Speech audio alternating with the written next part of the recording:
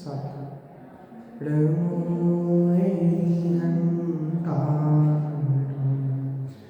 नमो सीतारं नमो आयर्यानं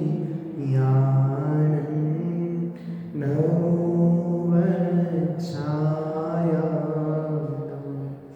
नमो वे सव्यसानं मङ्गलं भगवान् वीरो मङ्गलं गौतमोऽगणि मङ्गलं कुन्दकुन्दारिणो जैन धर्मोऽस्तु मङ्गलम् जैन धर्मोऽस्तु मङ्गलम्। कल अपन ने देखा था एक श्रीदत्त नाम के सेठ थे जो पैसा कमाने के लिए विदेश गए थे। पैसा कमाकर लौट रहे थे, उसी समय पानी में भूचाल आ जाता है, उनकी नाव हिलने लगती है। सारे जीव जितने लोग नाव में बैठे थे सब घबराने लगते हैं, अब क्या होगा अब क्या होगा। तो श्रीदत्त सेठ तत्वज्ञानी थे, क्योंकि जिनके जीवन में तत्व ज्ञान होता है वो विपत्तियों के समय घबराते नहीं हैं, धैर्य रखते हैं, समता धारण करते हैं, क्योंकि विपत्ति का समय बहुत कम होता है। पाप का उदय आएगा तो आप ये मानो ना, ये जाने वाला है, ज़्यादा टिकने वाला नहीं है। तो समता आएगी, और हम पाप के उदय में यदि धैर्य खो देंगे तो समता नष्ट हो जाएगी। देखो फिर क्या होता है, वो पढ़ते हैं। इत्यप्यबोधयत सोऽयं बालिक पोताश्रितांसुति तत्त्वज्ञानी जीवानां लोकद्वेषु कावयम्। इस बुद्धिमान वैश्य ने नौका में बैठे हुए पुरुषों को भी पूर्वोक्त प्रकार से समझाया। नौका में जितने लोग बैठे सब घबराने लगे कि नौका उलट पुलट ना हो जाए, गिर जाए, अब हमारी मृत्यु हो जाएगी तो क्या होगा। देखो समझाते हैं। निश्चय से मनुष्यों को तत्व ज्ञान ही इस लोक और परलोक में सुख देने वाला होता है। सलाद श्रेष्ठीवर श्रीदत्त ने नौका पर सवार यात्रियों को संबोधन करते हुए कहा, भाइयों, ये लोक और परलोक में सभी जीवों को एकमात्र तत्व ज्ञान ही सुख प्रदाता है। जिनके जीवन में तत्व ज्ञान है, भेद विज्ञान है, जिनवाणी का अभ्यास है, वो विपत्तियों के समय में घबराते नहीं है, समता धारण करते हैं। बिना तत्व ज्ञान के सुख नहीं मिल सकता, इसलिए तत्व ज्ञान को धारण करो, क्यों घबराते हो। देखो अगला श्लोक। तावतानाविनष्टायं दृष्टो भूतकोपखण्डका सत्यांशी जाये प्राणिनां प्राणरक्षणम्। उसी समय नौका के नाश होने पर कोई लकड़ी विशेष दिखाई दी। निश्चय से आयु के रहने पर प्राणियों के प्राणों की रक्षा हो ही जाती है। बहुत अच्छी नीति है। अगर आयु कर्म उदय शेष हो तो प्राणों की रक्षा हो ही जाती है, और आयु कर्म नष्ट हो गया हो तो प्राण की रक्षा करने वाला कौन है। समय सार में कुंद आचार्य ने बंद अधिकार में लिखा, निजे आयु जैसे मरने हो ये बात जिने वरने कही तुम मार कैसे सकोगी जब आयु हर सकते नहीं। ये बात जिनेंद्र भगवान ने कही है कि अपना मरण किससे होगा, आयु कर्म का उदय आएगा तो मरण होगा, और जब तक आयु कर्म है तब तक कोई मारने में समर्थ नहीं है। क्यों दुखी होते हो। श्रीदत्त सेठ के संबोधन करते करते नौका तो जलमग्न हो गई। जिस नौका में सब बैठे थे, कल अपन ने देखा था, वो नौका कहाँ हो गई, पानी में डूब गई। जिसका आयु कर्म शेष होता है उसके प्राणों की रक्षा तो किसी तरह हो ही जाती है। आप पढ़ो, नेपाल में भूकंप आया था, भूकंप 8 दिन तक एक व्यक्ति दबा रहा, वो मलबे के अंदर 8 दिन के बाद जिंदा मिला। बताओ, सामान्य पत्थर किसी के ऊपर गिर जाए तो मर जाए, वो दबा रहा मलबे के नीचे 8 दिन तक, ना पानी ना भोजन फिर भी आयु कर्म शेषता तो बच गए। कैसी विपरीत परिस्थितियाँ होती हैं, बस की बस पलट जाती है, उसमें रहने वाले सब व्यक्ति मर जाते हैं, कदाचित एकाध व्यक्ति बच जाता है। बताओ कैसे बचा? वो ऐसा हो गया था इसलिए बच गया, वो वैसा हो गया था इसलिए, अरे आयु कर्म था इसलिए बच गया। आयु कर्म नहीं होता ना, बताओ आयु कर्म आ जाता है ना तो कोई बाथरूम में भी गिरता है तो मृत्यु हो जाती है, हो ना। अटैक आ गए, हम बैठे बैठे अटैक आ गया और चले गए, क्योंकि आयु कर्म आ गया। और आयु कर्म शेष था, मलबे के नीचे दबे रहते हैं, फिर भी आयु कर्म बच जाते हैं। क्यों? इससे पता चलता है हम जीवित किससे हैं? आयु कर्म की वजह से। देखो तो जो श्रीदत्त सेठ थे तो नौका भी जलमग्न हो गई। कहते हैं डूबते को तिनके का सहारा काफी होता है। युक्ति है, डूबते को किसका सहारा मिल जाए? तिनके का। श्रीदत्त सेठ को उसी समय लकड़ी का एक टुकड़ा दिखाई दिया जिसका उन्होंने सहारा लिया। विशेषण, नाव तो डूब ही रही थी, अब जीवित रहने का कोई बाह्य साधन दिख ही नहीं रहा था। पर उसी समय श्रीदत्त सेठ को अकस्मात एक लकड़ी का टुकड़ा दिखाई दिया जिसका उन्होंने सहारा लिया। उसी लकड़ी के सहारे वे समुद्र के किनारे लग गए, जिससे उनके प्राणों की रक्षा हो गई। आयु कर्म शेष हो तो बाह्य साधन तो मिल ही जाते। आयु कर्म शेष था, डूब रहे थे तो क्या मिल गया उनको? एक लकड़ी मिल गई, उस पे वो लकड़ी को पकड़ा और समुद्र के किनारे तक आ गए। अब श्रीदत्त सेठ थे वो एक द्वीप में पहुंचते हैं। श्रीदत्तस्तु तमामृति प्रासदद्दीप संसृता राजभ्रष्टोऽपि तुष्टास्या लब्ध प्राणो हि जंतुका। इसके अनंतर श्रीदत्त सेठ उस लकड़ी के टुकड़े पर चढ़कर दूसरे द्वीप को प्राप्त होकर प्रसन्न हुए। क्यों? जान बची तो लाखों पाए, प्रसन्न हो गए। निश्चय से राजभ्रष्ट होने पर भी प्राणों से बचा हुआ मनुष्य संतुष्ट होता है। सल्लाह, उस लकड़ी के सहारे से श्रीदत्त सेठ एक नए द्वीप पर पहुंच गए। मन में अति आनंदित हुए, क्योंकि राज्य से भ्रष्ट हो जाने पर भी यदि प्राणों की रक्षा हो जाती है तो भी प्राणी आनंदित होता है। किसी को राज्य भ्रष्ट हो गया, राज्य से निकाल दिया, तो भी क्या बचे हुए? प्राण बचे हुए। तो कहते हैं दूसरा राज्य मिल जाएगा। पैसा भली चला जाए, लेकिन पैसे के चक्कर में प्राण मत दे देना, प्राण बहुत कीमती है। इसलिए भैया प्राण होंगे तो पैसा फिर कमा लोगे। मैंने कहा था ना, कुछ लोग चोर चोरी करने आते ना, वो चैन पर झपेटा मारा उन्होंने कहा, वो कह रहे चैन खींच रहे, वो कहते हम नहीं देंगे, हम नहीं देंगे, हम नहीं देंगे, तो गला काट के चले जाएंगे। अब बताओ, आपके प्राण होते तो दूसरी चैन मिल जाती है, इन प्राण ही चले गए, चैन भी गई, प्राण भी गए। इतना अनमोल मनुष्य भाव चला गया। किसके चक्कर में? थोड़े से धन के चक्कर में। अभी श्रीदत्त सेठ ये देखते, मैंने इतना पैसा कमाया था, इतना पैसा कमाया था, वो जा रहा है मेरा सोने का टुकड़ा, वो जा रहा है सोने का टुकड़ा, उसको बचा लेता हूँ। उसके बचाने के चक्कर में रहते ना तो प्राण से भी हाथ धो बैठते। इसलिए हमारे आचार्यों की नीति है, भैया प्राण बच गए तो सब कुछ बच गया, और प्राण चले गए तो सब कुछ चला गया। इसलिए धन के चक्कर में, थोड़ी इज्जत के चक्कर में प्राणों को मत गवाओ। धन तो फिर मिल जाएगा यदि प्राण है, तो इज्जत फिर मिल जाएगी प्राण है। तत्व ज्ञान की महिमा। नष्ट शेष रुधिरशेष मृष्टमेव मतर्कय दुःखार्तोऽपि सुखार्तो हि तत्व ज्ञान धने सति। तत्व ज्ञान धने सति, तत्व ज्ञान रूपी धन के होने पर दुख में भी और सुख में भी, देखो क्या होता है, नाश हो गया है उपार्जित धन जिसका। ऐसे श्रीदत्त सेठ ने ही इस प्रकार निराकुल होकर विचार किया। निश्चय से तत्व ज्ञान रूपी धन के रहने पर दुख कर पदार्थ भी सुख कर हो जाता है। वाह, धन चला गया, इतनी मेहनत से पैसा कमाया था वो सब चला गया, फिर भी श्रीदत्त सेठ प्रसन्न क्यों है? क्योंकि उनके पास कौन सा धन है? तत्व ज्ञान रूपी धन है। और जिनके जीवन में तत्व ज्ञान रूपी धन होता है वो सुखी दुखी नहीं होते।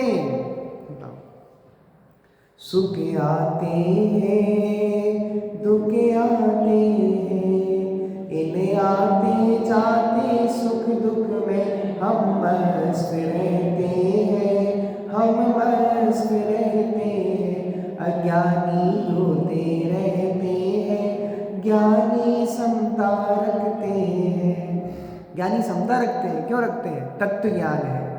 तो भले बाहर का धन चला गया, चले जाने दो, अपने पास कौन सा धन है? तत्व ज्ञान रूपी धन जिनके पल्ले में होता है उनका कोई कुछ करने वाला नहीं होता। इसलिए श्री दत्त सेठ के पास तत्व ज्ञान रूपी धन था। पैसा गया तो गया, पुण्य का उदय हो तो पैसा आता है और पाप का उदय होता है तो चला जाता है। मेरे पास वो तत्व ज्ञान रूपी धन है, वो पुण्य और पाप दोनों में प्रसन्न रखता है। तो छेड़ला में इतना सुंदर लिखा पंडित दौलत राम जी ने, पुण्य पाप फल माई हरत बिल को मत भाई, यह मुदगल पर जाए उपज बिल से फिर नाई। गालो गालो लाग बात की बात यही निश्चय और लाओ, तोड़ी सकल जगदंड फंदन से आत्म ध्याओ। कितना सुंदर लिख रहे हैं। पुण्य पाप फल माही हरक विल को मत भाई, यह पुद्गल पर जाए। किसकी पर्याय है? पुद्गल की पर्याय है। यह पुद्गल पर जाए उपजी बिन से थिर नाही, स्थिर नहीं है। कभी पुण्य का उदय आता है, कभी पाप का उदय आता है। पुण्य के उदय में छप्पर फाड़ के मिलता है और पाप के उदय में तिजोरी तोड़ के भी चला जाता है। लेकिन ज्ञानी दोनों में प्रसन्न रहते हैं। क्यों? उनके पास कौन सा धन है? तत्व ज्ञान रूपी धन। देखो सल्ला, कमाया हुआ सभी धन समुद्र में नष्ट हो जाने पर भी श्री दत्त सेठ शांत मन से विचारते हैं, क्योंकि तत्व ज्ञान रूपी धन के होने पर दुखदायक पदार्थ भी सुखदायक प्रतीत होते हैं। मतलब दुख के प्रसंग में ही क्या रखते हैं? समता रखते हैं। अब श्री दत्त सेठ का आत्म संबोधन, अपने को संबोधन देते हैं। तृष्णामिते मानस्त्वं मूलात्मन किम्नु मोहसि, लोकद्वैत द्वंसोर नाही तृष्णारुसोर भेदा। अरे मूढ़ात्मन, तृष्णा रूपी अग्नि से जलता हुआ तू क्यों मोह को प्राप्त होता है? निश्चय से इस लोक और परलोक संबंधी हित के नाश करने वाले तृष्णा और क्रोध में कुछ भी भेद नहीं है। तृष्णा और क्रोध में कुछ भेद नहीं है, नाम का ही अंतर है। देखो, हे मूढ़ आत्मन, किसको संबोधन दे रहे हैं? स्वयं को दे रहे हैं। किसको दे रहे हैं? और कौन दे रहा है? श्री दत्त सेठ। क्या हो गया श्री दत्त सेठ के साथ? पत्नी छोड़ के चली गई, धन चला गया, धन चला गया। अब देखो क्या बचा है। हे मूढ़ आत्मन, तृष्णा रूपी अग्नि से जलने वाला तू, किसकी अग्नि में जल रहे हैं हम? तृष्णा की अग्नि में जल रहे 24 घंटे। हमें ये चाहिए, हमें ये चाहिए। कितना सुंदर लिखा पूजा में, तृष्णा की खाई खूब भरी, वह रिक्त रही वह रिक्त। अब तक अगणित जड़ द्रव्यों से प्रभु भूखे न मेरी शांति हुई, तृष्णा की खाई खूब भरी वह रिक्त रही वह। हमें कितना चाहिए बताओ, निर्धारित करो। कितना पैसा मिल जाएगा हम संतुष्ट हो जाएंगे? ये तृष्णा रूपी अग्नि बड़ी खतरनाक है। इसमें जितना भी डालोगे ना सब क्या हो जाएगा? जल जाएगा। तृष्णा की खाई खूब भरी, खूब भरी, पर क्या रही? रिक्त रही, रिक्त रही, भरी नहीं। आज तक हमने बहुत भरने का प्रयास किया, तो आप तो लगा के देखो ना, हमें किसी चीज़ की इच्छा होती है और वो चीज़ मिल जाती है तो हम उस संबंधी तो निराकुल हो गए, लेकिन दूसरी चीज़ की इच्छा खड़ी हो जाती कि नहीं हो जाती। तो कोई कहे इतना तो सुख है ना, उसकी आकुलता दूर होगी। ये सुख नहीं है। सुख का मतलब है पूर्ण निराकुल अवस्था।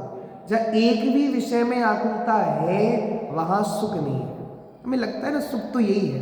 एग्ज़ाम चल रहे थे, एग्ज़ाम दिए, पेपर दिया, पास हो गए, अच्छे नंबर आ गए, तो अब पेपर संबंधी आकुलता तो खत्म हो गई। अब अगली साल देखेंगे पेपर आएगा तो उतनी आकुलता नहीं है ना, उस संबंधी दुख नहीं है ना। अरे ये सामान्य निराकुलता तो पुण्य की वजह से भी मिल जाती है।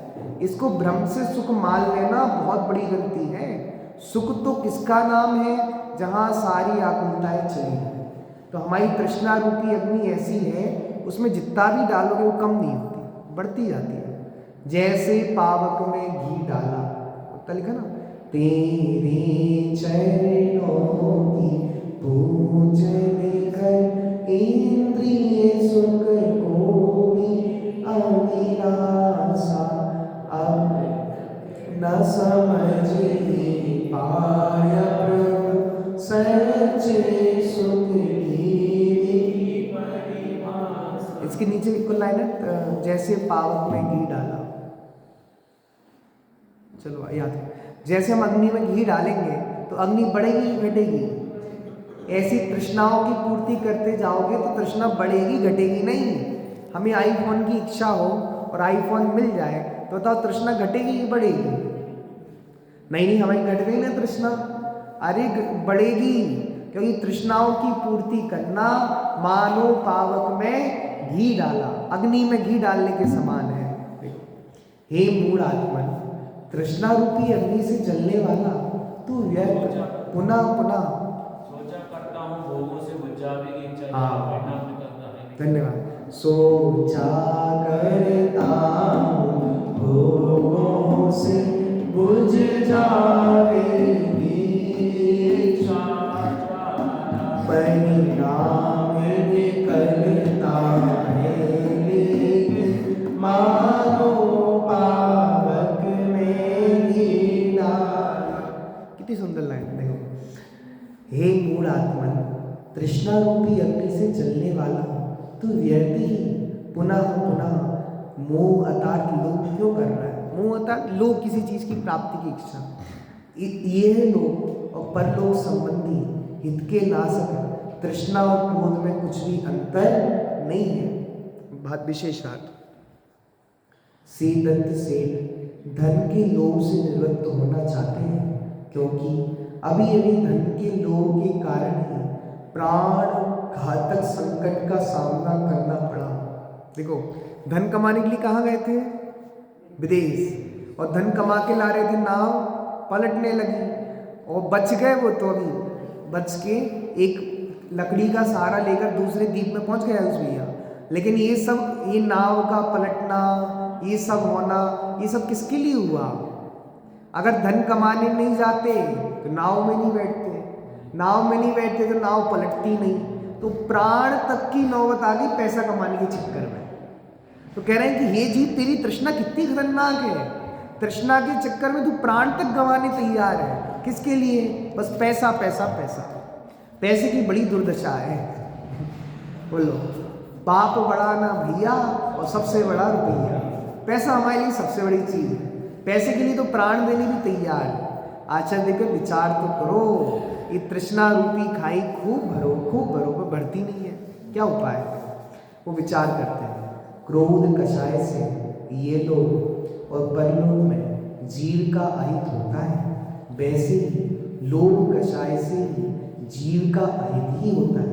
कषाय कहते ही उसे हैं जो जीव को कसे अतार्थ दुख दे। हमने पढ़ी बालपुर में परिभाषा, क्या है कषाय की परिभाषा? जो आत्मा को कसे अतार्थ दुख दे, उसे क्या कहते हैं? आत्मा को कसती मतलब आत्मा को दुख देती है। आत्मा को कसना मतलब दुख देना। ये कषायों के चक्कर में आत्मा दुखी होता है। मैंने सुबह कहा था, ये कषाय कहीं नहीं छोड़ेगी और कहीं का नहीं छोड़ेगी। कर लो कषाय। देखो, रावण ने मान कषाय करी थी, कैसी दशा हुई? कौन सी गति में चला गया? नरक गति में चला गया, मान के चक्कर में। मैं कैसे दे दूं सीता ऐसी? अगर मैं युद्ध नहीं लड़ूंगा तो लोग क्या सोचेंगे? त्रिखंडाधिपति रावण ने राम की बातों में आकर सीता जी को दे दिया। मेरी भी तो कोई इज्जत है, मेरी भी तो कोई पॉपुलैरिटी है, मेरे भी तो कितने फॉलोअर हैं, कितने लाइक मिलते हैं मेरे को मतलब। तो वो भी फॉलोअर बनना, आज के सोशल मीडिया युग में फॉलोअर बनना, उसके भी बहुत सारे फॉलोअर थे। इतने लोग मेरे को मानने वाले हैं, ऐसे ही दे दूं क्या मैं? ऐसे ही दे दूं क्या? वो इतना सा मान उसे कहाँ ले गया? नरक गति में। बड़े पंडित जी कहते हैं, एक कषाय तुम्हें कहीं नहीं छोड़ेंगी और कहीं का नहीं छोड़ेगी। ये नरक निगोद के चक्कर कटवाती है कौन? कषाय। इसलिए आचार्य महाराज कहते हैं कषायों को छोड़ो।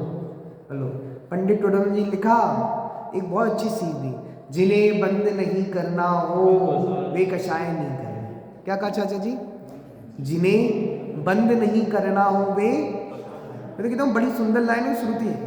अपने घर में जहाँ जहाँ देख के गुस्सा आता हो सब जगह लगा लो ये, बताओ गुस्सा कर रहे हो तुम्हारी आंखें बही पड़े, जिन्हें बंद नहीं करना हो वे कषाय नहीं करें।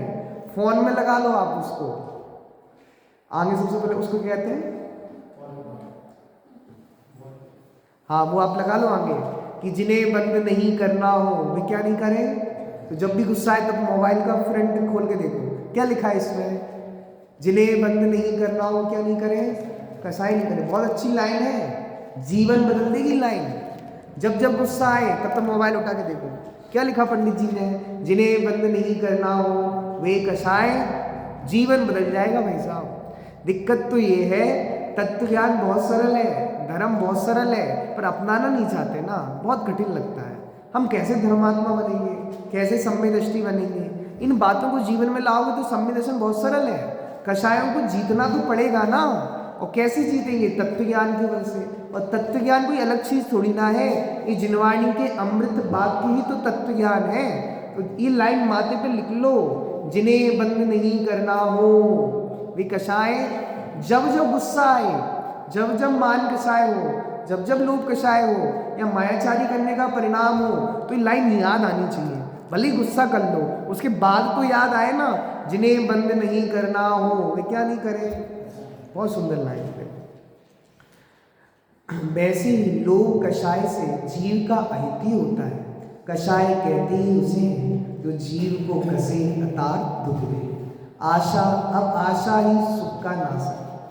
आशा है ना, आशा, आशा का मतलब इच्छा। लोभ बहुत दुखदायक है। लोकद्वैतायात्मन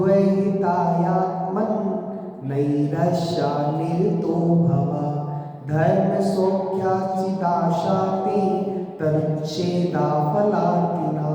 हे आत्मन, तू दोनों लोगों के हित के लिए निराशा पने को प्राप्त हो। क्या कह रहे हैं? निराश हो जाओ। क्या हो जाओ? निराश। निराशा मतलब, निराशा मतलब आशा छोड़ दो। वो पूजा में बहुत सुंदर लगा, आशा की प्यास बुझाने को। क्या लिखा आगे? अब तक नग तृष्णा में अटका और भोगों की ममता में भटकना। बोलो, आशा की प्यास बुझाने। हे भगवान, मैं आपके सामने जल समर्पित कर रहा हूँ। मुझे अपनी इच्छाओं की ज्वाला को शांत करना है। मुझे आशाओं को शांत करके क्या करना है? निराशा करना है। कैसी निराशा? या निराशा का मतलब है उदासीनता, वैराग्य। देखो, हे आत्मन, तू दोनों लोगों के हित के लिए निराशा पने को प्राप्त हो।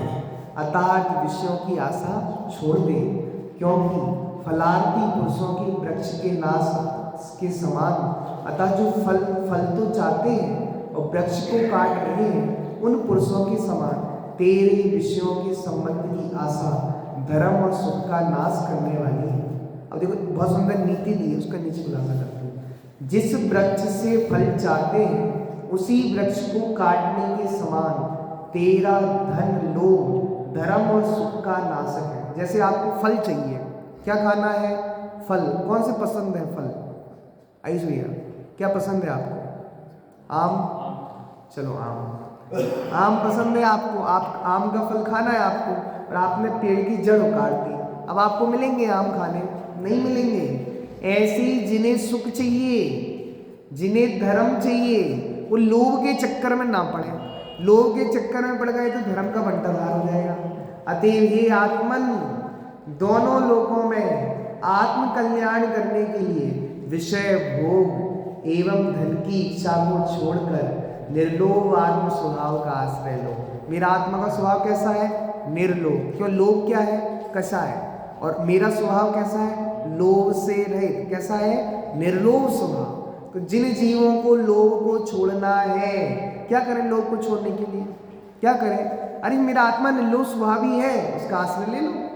चलो, संसार की असारता का साक्षात अनुभव करते हैं। कौन कर रहे हैं? श्री दत्त। संसारा सारभावो ये महो साक्षात् कृतोऽधुना यस्मादन्य दुःखक्रांत मन्यागः पतितं पुनः।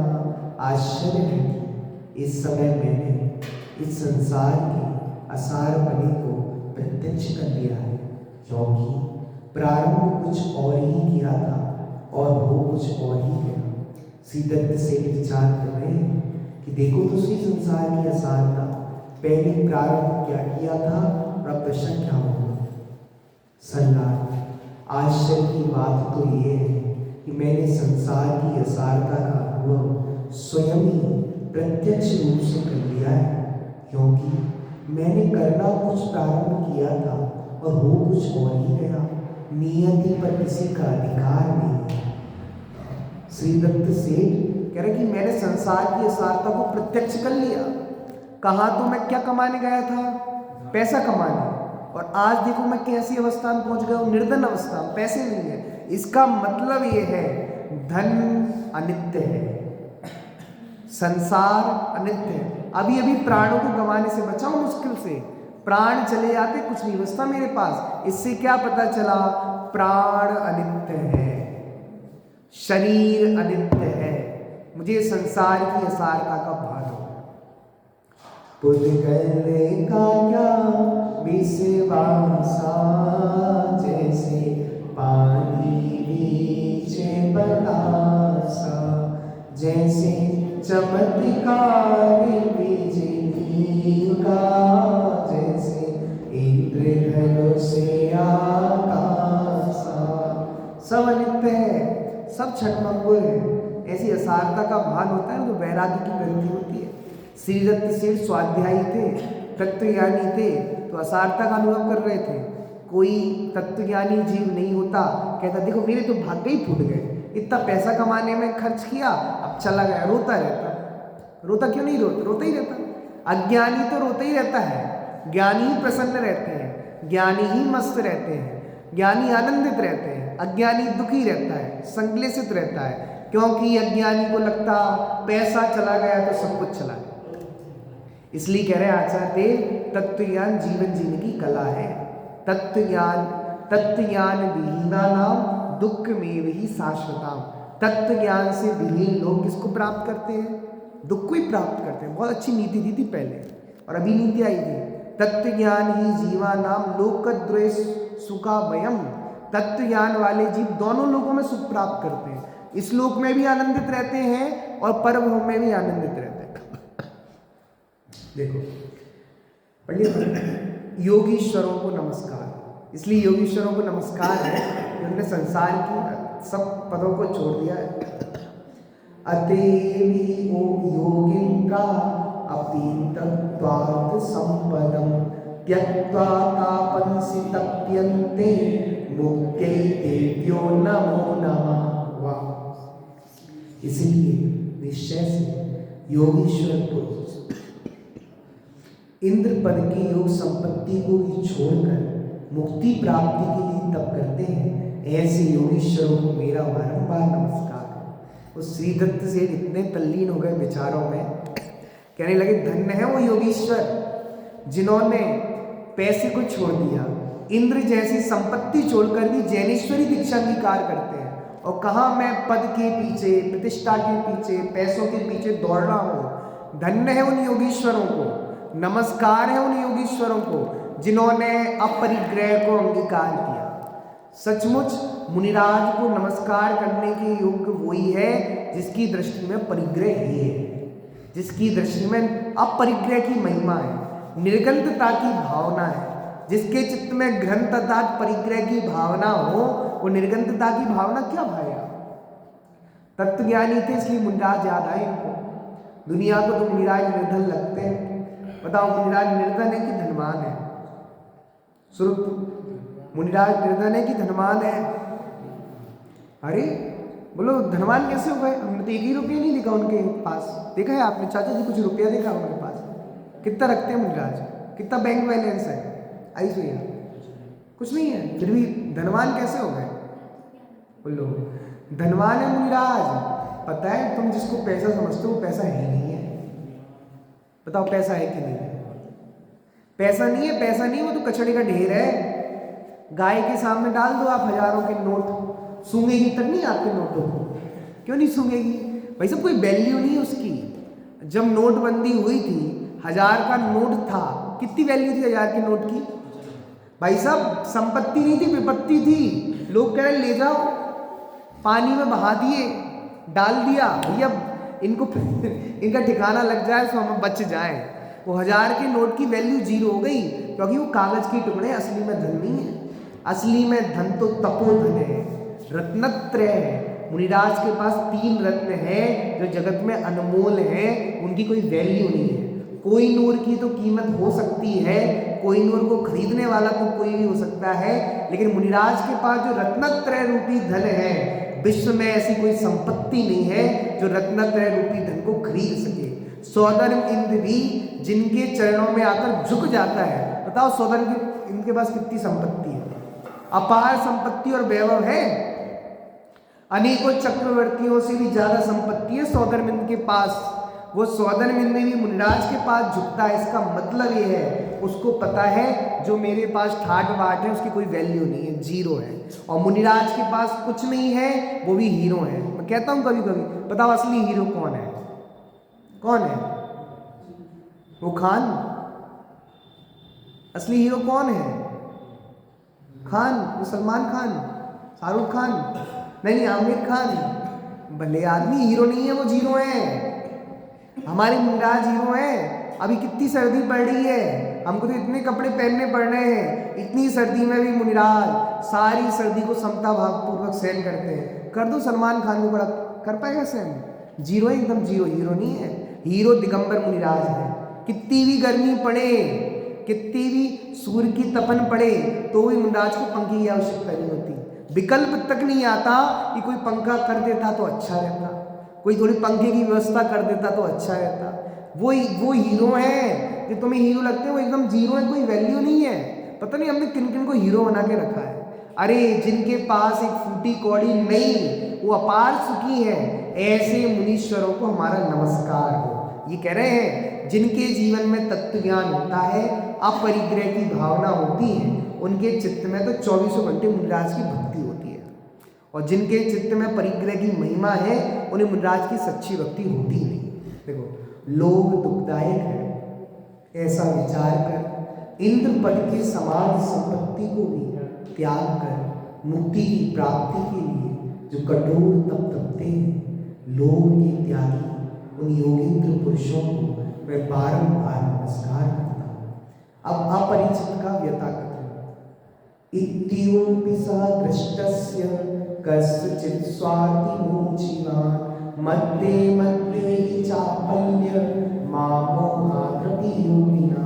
इस प्रकार विचार करने पर भी उस वणिक में देखी हुई किसी पुरुष के संग अपनी पीड़ा करी। निश्चय से योगियों की मोहिनी कर्म के सद्भाव पर्यंत बीच बीच में चपलता होती है। देखो, पूर्वोक्त प्रकार से वैराग्यपूर्ण चिंतन करने वाले सेठ ने अपने निकट एक अपरिचित व्यक्ति को देखा और उसको अपनी सब व्यथा कथा सुनाई। क्योंकि जब तक मोह कर्म रहता है, तब तक योगियों के परिणामों में भी अस्थिरता जन्म चंचलता तो होती है ना। श्री दत्त सेठ, नाव पलट गई उनकी। लकड़ी के सारे कहाँ पहुंच गए? एक द्वीप में पहुंच गए। और एक द्वीप में जाके पहुंचे तो एक व्यक्ति खड़ा था वहाँ। कौन था वो? अपरिचित था, उससे कोई परिचय, जो लोग बाहर रहते हैं क्या परिचय हमें प्राप्त हो? कि भैया अमेरिका में जाओ और कोई व्यक्ति खड़ा हो तो अपरिचित ही है ना आपका। तो अपरिचित व्यक्ति था, उससे पूछा, देखो क्या पूछा, सब व्यथा कथा सुना दी। भैया मैं यहाँ से आया हूँ, नाव से पैसे लेके आ रहा था, हमारी नाव तो डूब गई, पैसा भी डूब गया, अब कुछ मेरे पास तो बचा नहीं है। तो कह रहे पूछने का विकल्प क्यों आया उस सेठ को? नीति, जब तक मोह कर्म रहता है तब तक योगियों के परिणामों में चंचलता होती है। मतलब मुनि राजों को भी विकल्प खड़े होते हैं। क्यों खड़े होते हैं? क्यों खड़े होते हैं? मोह कर्म के कारण।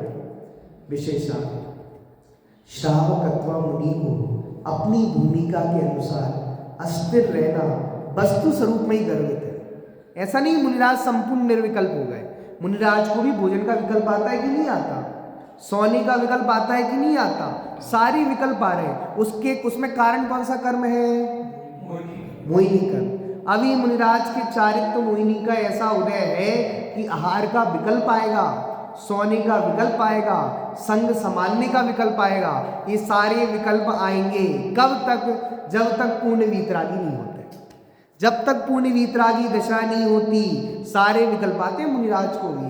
तत्व प्रचार का विकल्प मुनिराज को आएगा कि नहीं आएगा? शास्त्र लिखने का विकल्प आएगा कि नहीं आएगा? ये सारे विकल्प क्यों आ रहे हैं बताओ रूपेश भैया, क्यों आ रहे हैं? किस लिए आ रहे हैं? मोहिनी कर्म के कारण। मोहिनी कर्म ना हो और पूर्ण वीतरागी दशा हो जाए तो क्या विकल्प आएंगे? ज्ञानेश भैया, अरेंद्र भगवान को कोई विकल्प आते ही नहीं आते? कोई नहीं आते। क्यों नहीं आते बताओ? मोहिनी कर्म चला गया। जब तक मोहिनी कर्म है तब तक विकल्प है। देखो, जितनी मात्रा में पुरुषार्थ की कमजोरी है उतनी मात्रा में उदय निमित्त मोह परिणाम भी होते हैं। वे मोह परिणाम यथायोग भूमिका को नष्ट नहीं करते अपितु भूमिका का ज्ञान करा देते हैं। आप सोचो, मुनिराज है, मुनिराज उनको भोजन का विकल्प क्यों आ रहा है? आहार के लिए क्यों जा रहे हैं? हम तो ऐसा सोच रहे हैं मुनिराज तो 24 घंटे शुद्धोपयोग में ही लीन रहे। हो सकता है, हो सकता है। अरे 24 घंटे की बात कर रहे हो तुम, अंतर मुहूर्त लीन हो जाए तो केवल ज्ञान हो जाए। 24 घंटे लीन होने की बात ही नहीं कर रहे हम। हो ही नहीं सकता, कोई लीन ही नहीं हो सकता। विकल्प आएंगे, लेकिन क्या है? वह विकल्प उस गुणस्थान के योग्य ही होने चाहिए। क्या समझ में आया? बड़े पंडित से इतना सुंदर लिखा, अस्थिरता जन प्रभु दोष भारी, खटकती है रागादि परिणति विकारी, विश्वास है शीघ्र ये भी मिटेगी, स्वभाव की सन्मुख कैसे टिकेगी, नित्य निरंजन का अविलंब पाया, प्रभु आपने एक ज्ञायक दिखाया, तीनों लोक में नाथ अनुपम जताया, प्रभु आपने एक ज्ञायक बताया। ये सारे दोष किस लिए आ रहे हैं? हम स्वरूप में लीन नहीं हो पा रहे, अस्थिर उपयोग है। तो देखो, श्री दत्त सेठ तो ग्रस्त है ही, उन्हें तत्व ज्ञान के साथ वर्तने वाला राग के कारण अपनी पीड़ा कहने का मोह भाव आना भी सहज है। संसारी जीव है, अब कहीं जगह जाएंगे तो हम पूछेंगे नहीं भैया हम कौन सी जगह आए, तो इतना विकल्प तो आता ही है। मुनिराज को भी प्रमत्त अवस्था में देव शास्त्र गुरु या शिष्यादि के प्रति राग मूलक परिणाम होते हैं। आगंतुकों की मायाचारी, आगंतुक की मायाचारी सुनना, यादृच्छिक इवायातस तत्कृच्छम सोपि शोषुवान् संसृत्यो व्यवहारस्तु नाहि माया विवर्जिता। उस पुरुष ने भी बिना मतलब से आए हुए के सदृश उनका कष्ट सुना। उसने भी कष्ट सुना भैया, अब तुम्हारा कष्ट सुना रहे हो तुम, तुम्हारी नाव पलट गई, पैसा चला गया, निर्धन हो गए, सुना। निश्चय से संसार में व्यवहार माया से रहित नहीं होता। हाँ, संसार में व्यवहार माया से रहित नहीं होता। श्री दत्त सेठ के पास किसी अज्ञात पूजन से आए हुए उस आगंतुक ने श्री दत्त सेठ का कष्ट और दुख सहजता से सुन लिया, क्योंकि संसार में प्रायः माया चाह रहे व्यवहार होता ही नहीं। इसका अर्थ खोलेंगे, प्रायः संसार में लौकिक व्यवहार अपनी अपनी भूमिका के अनुसार होते हैं। अब हमें जैसे मान लो जंगल में कोई व्यक्ति आएगा तो मुनिराज ही नहीं पूछेंगे भैया क्यों आए हो, और हम जैसे ग्रस्त होंगे तो पूछ ही लेंगे ना क्यों आए हो भैया, कहाँ से आए हो। तो ये विकल्प हमारी भूमिका की योग्यता है। उत्तम आर्जव धारक श्रावकों को भी दो कसाय के चौकड़ी की उदय से यथायुक्त माया कषाय रहती है। उसे अनंतानुबंधी एक कसाय चौकड़ी के अभाव पूर्वक उत्तम आर्जव ब्रह्म रहता है। देशरति श्रावक के दो कसाय चौकड़ी के अभाव पूर्वक उत्तम आर्जव धर्म होता है। मुनिराज की 3 कसाय चौकड़ी के अभाव से प्रगट वीतराग का उत्तम समाधि धर्म होता है। सबको अलग अलग होते हैं। सम्यक दृष्टि उसको भी उत्तम आर्जव धर्म है, लेकिन उसकी क्या कहते हैं क्वांटिटी में अंतर है। अब देखो श्री दत्त सेठ को ले जाना, वो अपरिचित व्यक्ति था ना, उस सारी कथा सुना दी, तो अपरिचित व्यक्ति श्री दत्त सेठ को ले जाता है। कहाँ ले जाता है देखो, श्रुत्वा मशीन की नापी नित्वा राजत भूधरम स्वागते कारणम सर्व माणिस माणिक पते। उसने सेठ के दुख को सुनकर किसी बहाने से विजयार पर्वत पर ले जाकर सेठ से अपने आने का कारण कहा। सलाह तदंतर वह आगंतुक मनुष्य श्री दत्त सेठ को किसी बहाने विजयार पर्वत पर ले गया। वहां जाकर एक कथा के माध्यम से वह अपने आगमन का कारण सा विस्तार बताने लगा। चलो इसका आगे जो कथा है उसकी चर्चा करें। सहजा